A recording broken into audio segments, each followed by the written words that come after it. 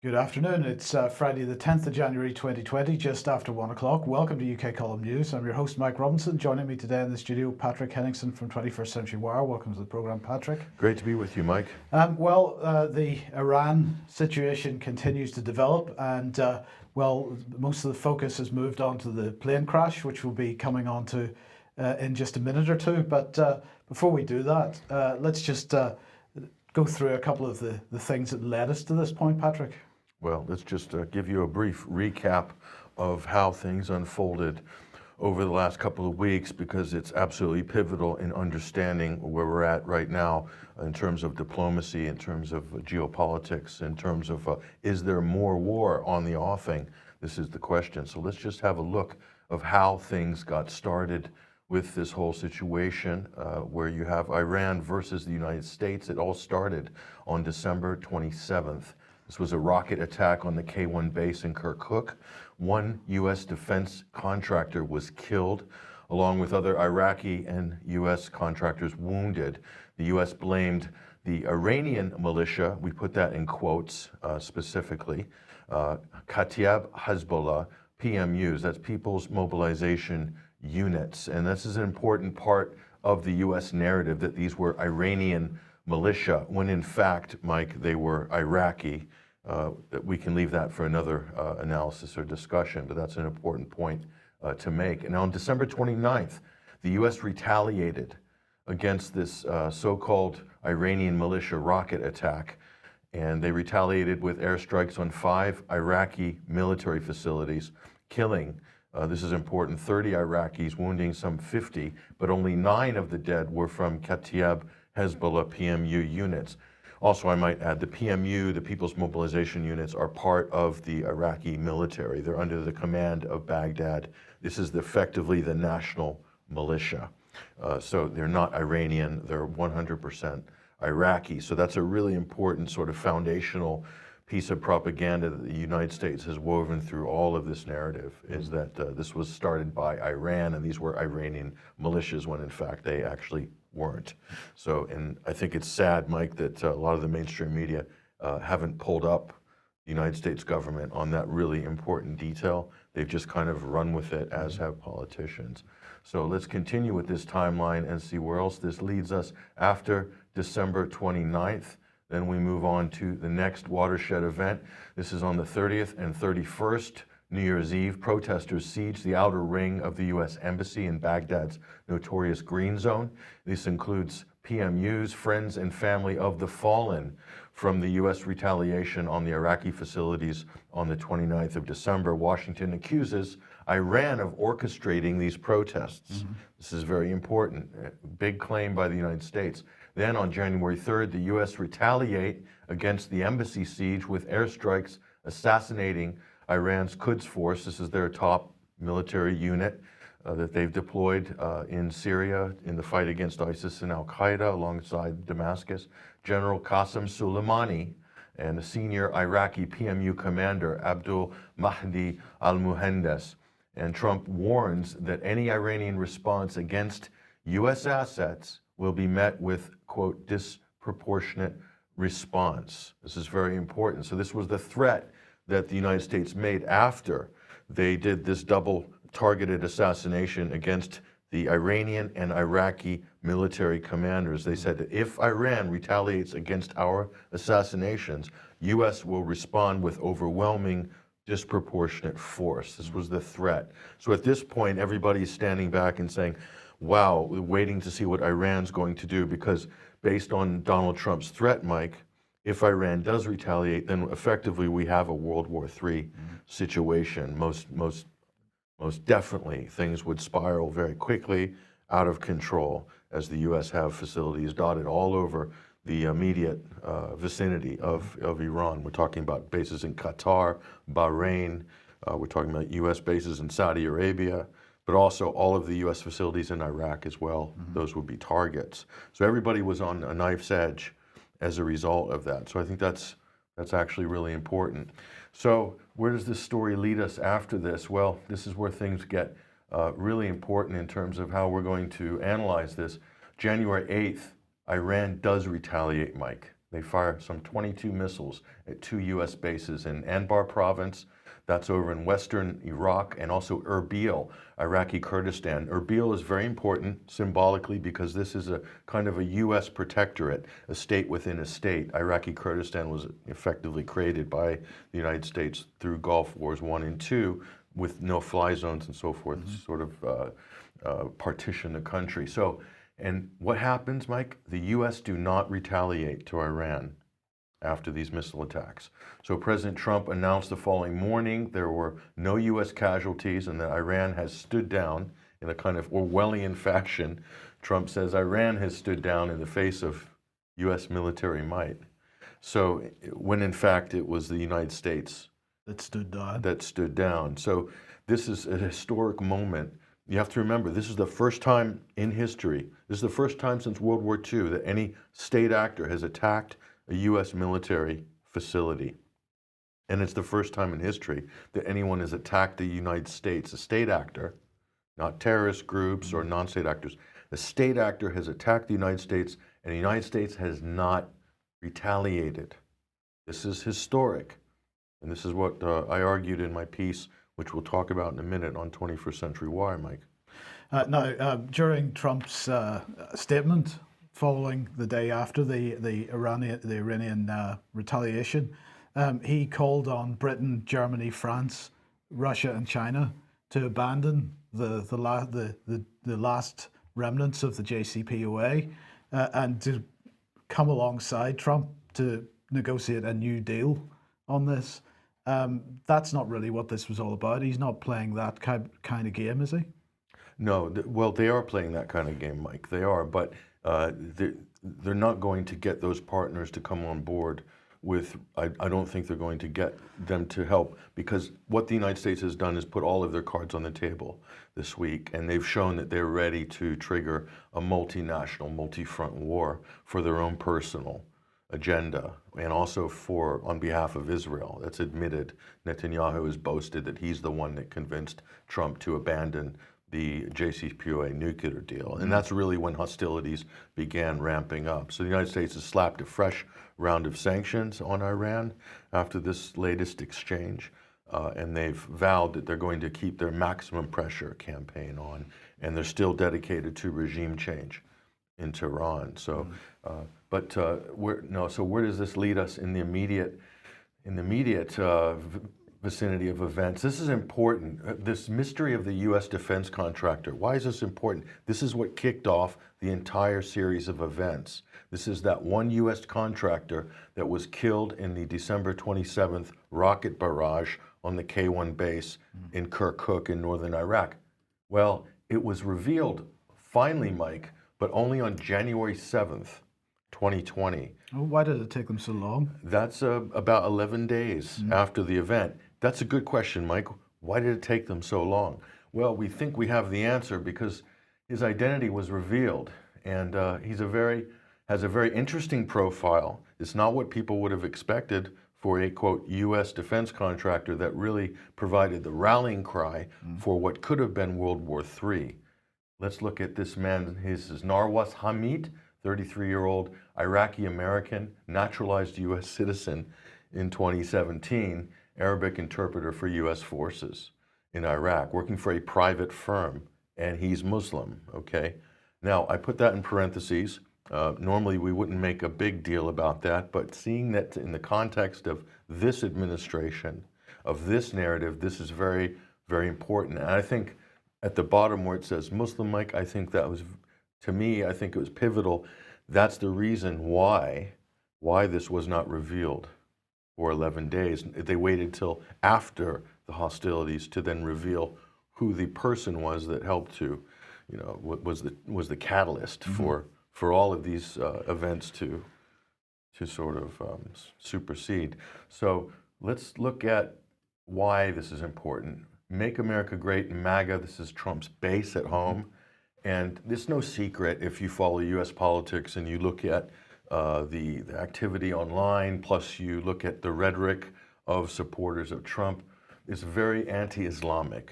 Donald Trump himself imposing Muslim bans very soon after he came into office. So this is a big feature in kind of MAGA culture, is this kind of war between this new crusades between Christianity and Islam. This isn't just Trump's MAGA base. This is also the Republican Party, the Tea Party, the neoconservative wing of the Republican Party. They really trade on this clash of civilizations, okay? So, and just imagine, could you mount such a rallying cry for World War III on the back of, well, a Muslim Iraqi? So it doesn't really work with the MAGA theme. And so again, I think this is why they kept it quiet for so long. And you know, there's a huge opposition. Obviously, here's some of the protests from Muslim Americans against Trump's policies and the rhetoric and so forth. So we're just pointing this out because this is actually really important. This is the defense contractor that started the whole exchange between the U.S. and Iran over the last 2 weeks, and they kept his name secret. Now, of course, one of the justifications for the original action, Patrick, was that there was intelligence that Soleimani was going to carry out some kind of further attacks on U.S. interests. Does that intelligence stack up? Well, this is a good question, Mike. Let's have a look at what the claims were for the intelligence. And so this is Mike Pompeo, and this is really where a lot of these claims were being aired on the public side. So there's an extreme, it seems to me, Mike, an extreme lack of intelligence from the U.S. administration, from the State Department. The first claim, Mike, is the Iranian militias attacked the K-1 base on December 27th. And how do they know this? They have intelligence. They have intelligence. They claim they have intelligence. It's very important because this is how it all started. The second claim is that Iran's General Soleimani ordered the U.S. Embassy protest. This was what happened after the U.S. retaliation from the attack on the K-1 base. Another intelligence claim there. And also, Soleimani was planning imminent attacks on U.S. targets. Very important. So these are three major pillars, three major intelligence claims that drove events over the last 2 weeks and generally drive U.S. policy vis-a-vis Iran. There's others too we didn't include here. But let's just point out that to date, there is no evidence or public briefing, nothing has been offered to validate these intelligence claims from the Trump administration. Nothing. Normally, there's a press conference, they reveal some satellite imagery, they perhaps share some information with the public, or at the very least, Mike, they'll share it in a closed intelligence briefing with the Senate or House oversight committees, where representatives of the people of the United States, senators or congressmen, can be given some privy presentation as to, you know, is there any basis for the administration's taking the country to war, which they did under the National Defense Authorization Act, or an authorization of military force. It turns out, Mike, they used the one which the U.S. used to attack Saddam Hussein, which they passed in 2002. Right. So this was meant to be redundant and used back then, and Obama used it too, by the way, to launch the battle against ISIS. So, but there's nothing. There's nothing? Yeah. Now, of course, there has been a briefing given to senators, and Senator Mike Lee was distinctly unimpressed with it. We have a little bit of video here where he briefed the press following the briefing that he received from, well, I guess it was from the Department of Defense and CIA perhaps and so on. He wasn't exactly clear who it was that gave the briefing. Yeah, well, I think it was members of Trump's National Security Advisory Committee or something to this. Right. To this so let's have a listen to what he said. We just left the briefing, and we were talking about Iran. I want to state at the outset, I support President Trump. We were brought into this briefing today to talk to us about that attack on Friday. I had hoped and expected to receive more information outlining the legal, factual, and moral justification for the attack.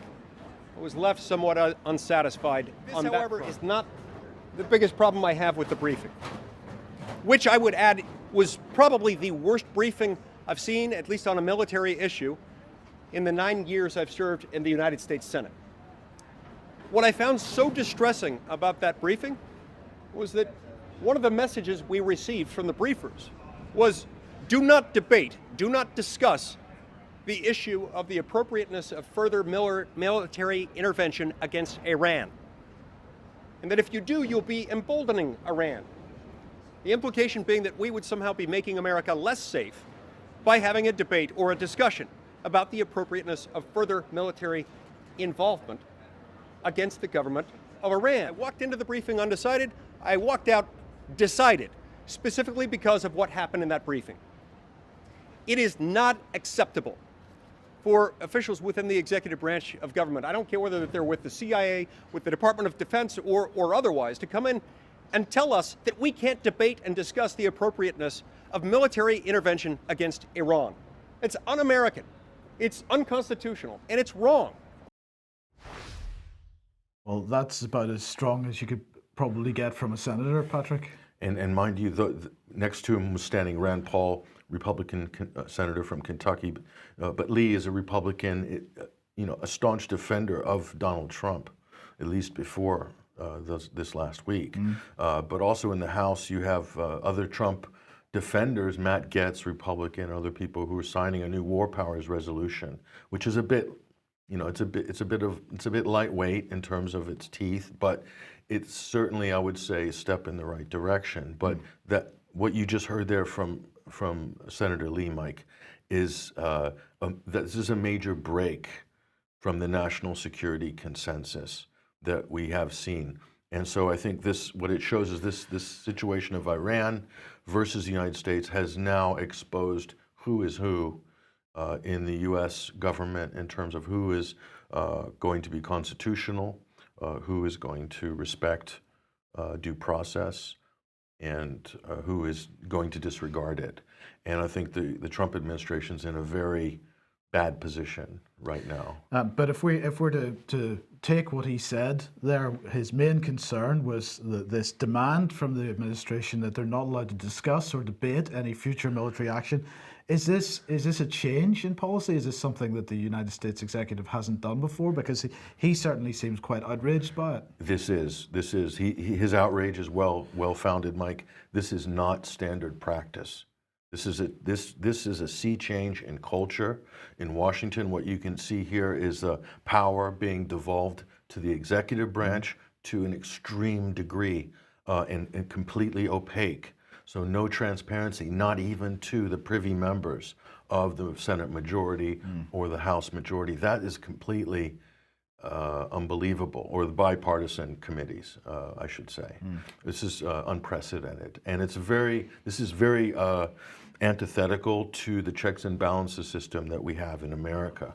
So the Trump administration, the neocons that are surrounding the president, and the president himself is taking the country in a very bad direction. And I think we've seen the evidence of it this past 2 weeks. And mind you, the last thing I'll say about this lack of intelligence, is one of the reasons I think they're not wanting to show it or reveal it, Mike, because I think either A, there was no intelligence, B, there was scraps of intelligence and it was repurposed in order to suit an already existing plan or agenda to attack Iran, which would follow in the pattern of what we saw with Iraq in 2003, but also with the OPCW leaks that have shown that there was already a plan to attack, or a decision had been made to attack Syria with a missile strike, whether there was any evidence or not.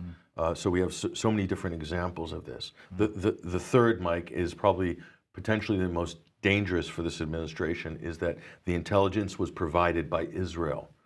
If that was the case, that means that the United States is making decisions of taking the country to war based on solely on intelligence and maybe shaky or shady intelligence provided by Israel. This could damage U.S.-Israeli relations or Israeli public relations in the United States, beyond repair.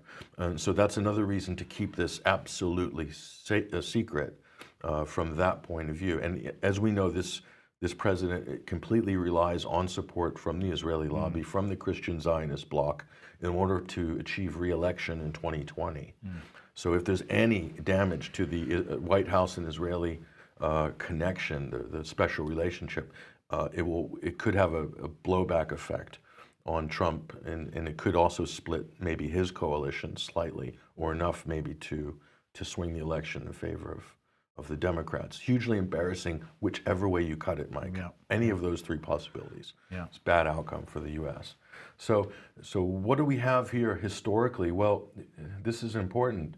Journalist Gareth Porter from the American Conservative wrote a fantastic article yesterday, basically saying, and what he said here is, the fingerprints of Pompeo are all over this provocation for war, in striking parallel to the deception that accompanied the Gulf of Tonkin crisis in 1964, in which the American public was told about an attack on a U.S. ship that never actually happened, precipitating the Vietnam War. Pompeo and his allies carried out a complex deception in regard to the Soleimani hit, or as we called it, the assassination. So he's saying this was a Gulf of Tonkin level deception that we just witnessed last week, and I think he's correct. And he provides the evidence for this in his featured article for the American Conservative. And he goes on to conclude here, Mike, that Iran is too clever, however, to allow Pompeo to easily maneuver it into a confrontation that would serve the interests of American hawks and Israel. Now Pompeo will have to come up with a new deception to try to provoke a U.S.-Iran war. Strong words from Gareth Porter, Mike. So he's really front-running, I think, on what is clearly a U.S. deception here. And I think we're seeing a lot more of this, Mike. A lot of writers, even in the mainstream, this issue's not going away. They're demanding the intelligence. They're demanding to see the proof. They're not accepting the Trump administration's word for it. And there's a number of mainstream reporters that are pushing on this issue. This could become an election issue. If it does, it will basically, it will reinvigorate the anti-war left because of the current political configuration right now in the United States. I mean, that's massive, because the anti-war left was obliterated through Libya and Syria under the Obama administration.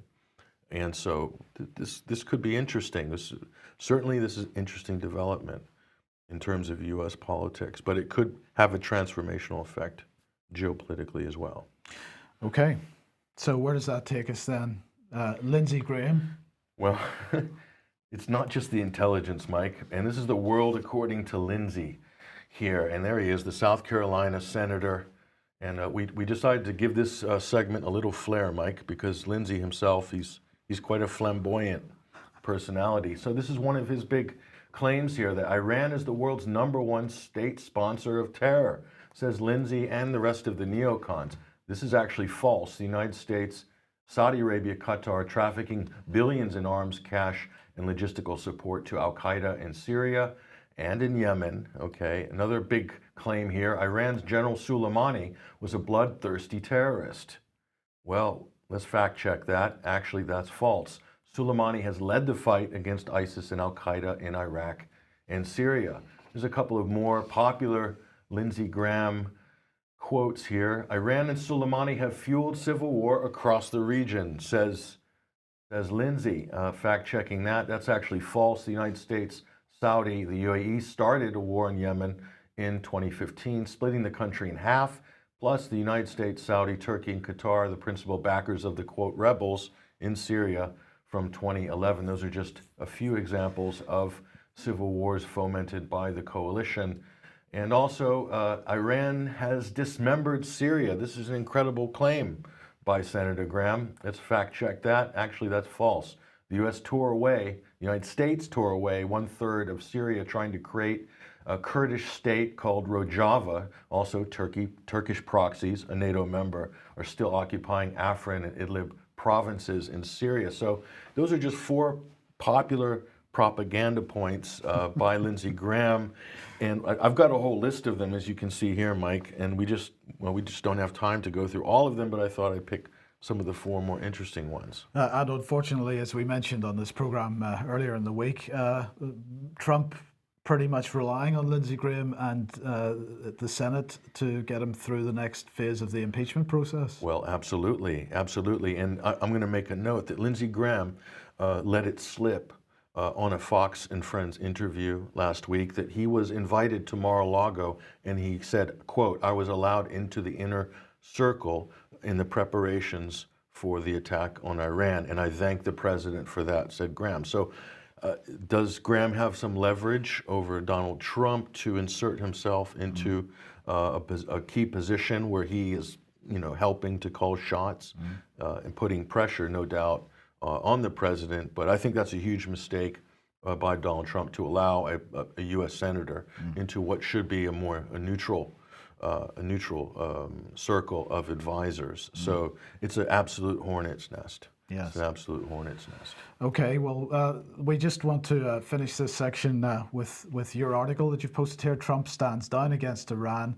U.S. still in denial of the new Middle East. What's the new Middle East? Well, Condoleezza Rice made a famous speech, I think it was back in 2006, where she envisioned a new Middle East. And the important part of her vision was to eliminate Hezbollah as an immediate threat to the state of Israel, and a new Middle East built around U.S. and Israeli partnership to provide security for the region. The new Middle East that's actually taking shape right now, we just got a glimpse of it. The fact the United States did not respond, Mike, to the Iranian missile attack is historic. And the reason they didn't respond is because of what you brought up earlier about the JCPOA nuclear deal. The United States, one of the reasons they've trashed the nuclear deal, the JCPOA deal, is because they want to rewrite it. They want to redo it to include Iran's intermediate missile capabilities. Because as we just saw this week, if Iran has the ability to strike U.S. facilities right the way over to the Mediterranean and then south to the Arabian Peninsula, plus all the U.S. allies, including Israel, including Saudi Arabia, all the Gulf states, the United States is totally exposed, as is Israel.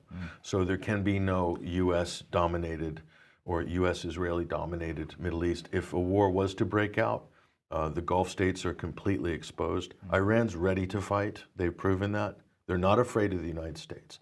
So this is the new Middle East, which is going to be led by Arab nationalist states like Iran, like Iraq, like Syria, like Lebanon, like Turkey, not Arab state, but you can include Turkey in that mix, okay?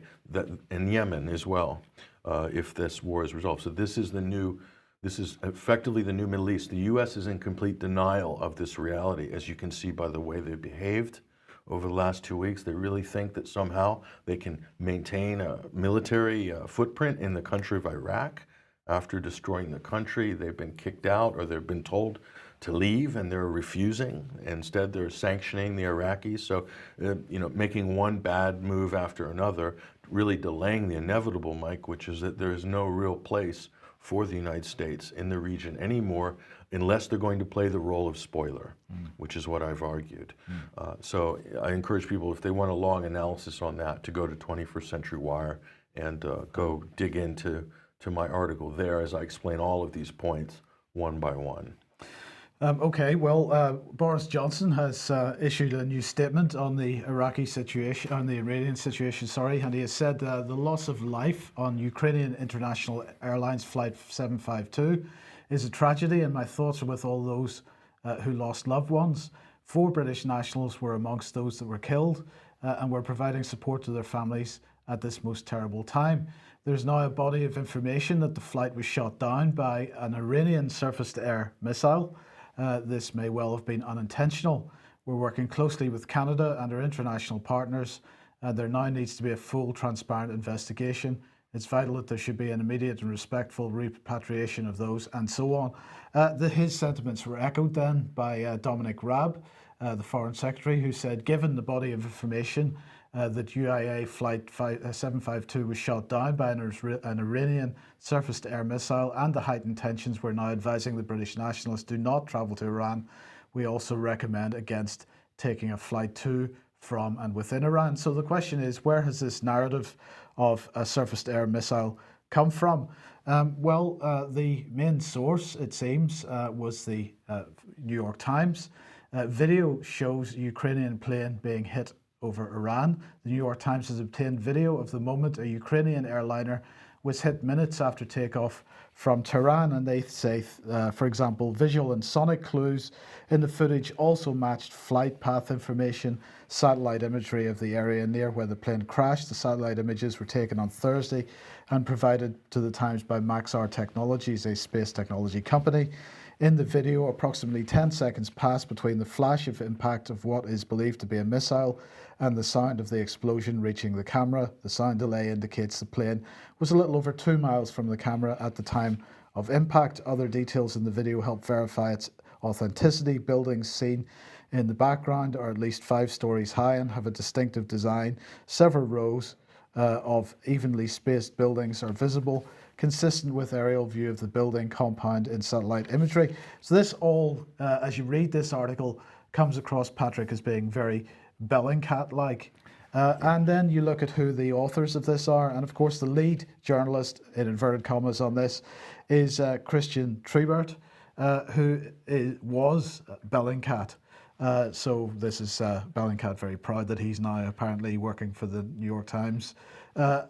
Very much the same methodology being used, but actually you don't have to go too far to discover that, in fact, Bellingcat was one of the organizations that has laundered this particular video clip. And so here is their tweet saying, "We're analyzing this new video supposedly showing a mid-air explosion. By our initial estimation, the video shows an apartment block in western Parand facing northeast. This perspective is directed approximately towards the known trajectory of PS 752. So that was Bellingcat's take on this. Where did they get it from? Well, it came from this guy, also on Twitter, Nariman. The footage I've got from a source, the moment a missile hit Flight 752. I can't verify the video yet, but please let me know if you find anything. I'm in contact with the person who sent this video to see if I can get a version of the video which has metadata on it." So this was the original tweet where the video was posted. And my question was, well, who is this guy? Well, his name is Nariman Garib, and this is what he looks like. So keep that in mind as we look at the next article, because this is from Associated Press in 2018. In December 2018, AP exclusive, Iran hackers hunt nuke workers, US officials. Now, the source of this video claims to be, or is described as being, an internet freedom advocate and so on in Iran. But this is what AP had to say about him. He said, AP drew on data gathered by the London-based cybersecurity group CERTFA to track how a hacking group, often nicknamed Charming Kitten, spent the past month trying to break into private emails of more than a dozen US Treasury officials. Now remember, this is an Associated Press report from December 2018. They go on to say, the targets are very specific, CERTFA researcher Nariman Garib said. So now we have, in fact, not only New York Times and Bellingcat involved in laundering this video, but somebody who at some point in the past, within the last 12 months, or the last 24 months anyway, has been associated with a London-based cybersecurity group. So now we've got London involved in this in some way. So I'm not clear what the situation is with this particular article from the New York Times. And we've got to remember that everybody, Boris Johnson, the Prime Minister of Canada, everybody is using this as their source for the claim that that this was a missile shootdown. Now, it could well have been, Patrick. It could have been a mistake, but I'm raising a flag here over this, the way that this video has been generated. I mean, for example, here we are at 6:15 a.m. in the morning, and somebody just happened to have a mobile phone pointing in the direction of a flight which was apparently hit by a missile. Is this really credible? That somebody just happens to have their mobile phone recording video pointing in the right direction at exactly the right time? Standing at a nondescript warehouse, right, 2 miles from the airport in the dark, and they just happened to be filming the night sky right at that time. And then this is magically picked up by this internet researcher UK-based internet researcher. No, he is Iranian, but but as we've shown, he's been working for a UK-based cybersecurity company. So London-based, London-based, absolutely. Let's say so, and he was investigating charming kitten hackers before in a supposed hacking thing. It's very similar, Mike, to Cozy Bear and Fancy Bear. Right. I think William Binney might have some commentary possibly on what this looks like in terms of so-called hacking story. Very similar to the alleged Russian hacking that the U.S. security establishment claims that they had evidence of. This is a similar Iranian operation, supposedly targeting U.S. nuke workers, mysterious hackers. So very interesting profile, Mike, of the person that supplied this video and, of course, handed off to Bellingcat and the New York Times, former Bellingcat employee working for the New York Times handling this story, and members of forensic architecture like Malachi Brown, or people that working with this organization called Forensic Architecture that tried to prove that the Assad regime, quote, dropped chlorine canisters in Duma. What they tried to prove was disproven by the OPCW leaks. So again, we see the same team, Mike, trying to attribute blame to enemies of the United States. Again. So what we've got is allegations of a missile bringing this aircraft down. There is evidence to suggest that something has happened to that aircraft out of the ordinary, for sure, but it's not clear yet what exactly that was. So we wait to see what it was. In the meantime, the Iranians absolutely denying that a missile was involved, and they have in fact opened this up to an international investigation. So they have invited the NTSB to send a representative, and the NTSB has issued a statement on screen here saying that they are sending a representative. Apparently Iran has also asked Boeing to send a representative, so they are absolutely keen for there to be an international effort to find out what happened to this aircraft, and we'll see what the outcome of that is. Certainly, from a public relations point of view, Mike, it's Iran's making a good move towards, it appears, transparency, inviting people from countries that basically have waged or declared war on Iran and started a war under false pretenses, and they're still inviting U.S. officials. So I think that's incredible that they would even do that, but yet they've done it. So again, Iran acting like a rational actor. So we'll see how this story pans out. Absolutely. Now, in the meantime, on Wednesday's program, we pointed this out. This is BuzzFeed News. People are spreading false and unverified information about Iran's missile attack on US bases in Iraq. Don't be fooled. And just to give one example of the type of thing that they were highlighting here, this was a tweet. And they say that this video was taken in Saudi Arabia in September when a drone attacked an oil processing plant. It's not from Baghdad. And the tweet was claiming that some of the missiles had hit Baghdad itself.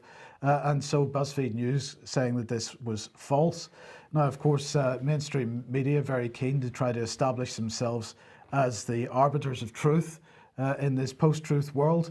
And so this is an effort by one organization, one mainstream media organization, to do that. And I said to them, I said on the program on Wednesday, really, they should be looking perhaps at what the mainstream media is doing and making sure that there's no mistakes there. So it's perhaps unsurprising that yesterday CNN's main website front page looked like this. And I want to just highlight the article on the top left there. US increasingly believes Iran accidentally shot down plane.